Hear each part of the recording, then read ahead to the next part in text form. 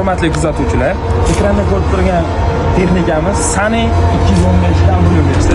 Lapa va atvor funksiyalariga ega. Lapalari har biri alohida tushadi va ko'tariladi. Devamiz 9 metr. Kovushimiz 0.85. Endi qiziq joylarini sizlarga ko'rsatib o'tmoqchiman. Qiziq joyimiz shu joyda joylashgan. Intercooler, radiator va konditsionerimiz. Sunny buyuruvchi miya deb hisoblanadi. Sunny o'zini akkumulyatorlarida. Mana bu raspretl deyiladi. Raspretlimiz, katta gidravlik nasos raspretlimiz. Har biri alohida buyruq beruvchi katushkali hisoblanadi.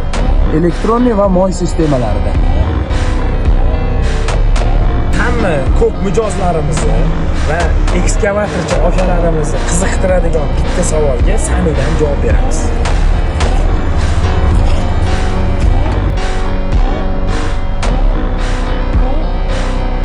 Bu gidravlический nasosimiz KPM Komatsu hisoblanadi. Komatsuda zborka bo'lgan. Чистый yaponskiy model.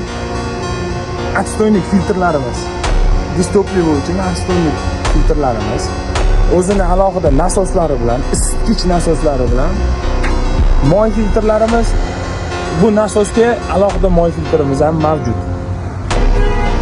Motor qismimiz Isuzu yaponskiy motor bilan jihozlangan. Turbanadov bilan vyxlop sistemamiz ham mavjud.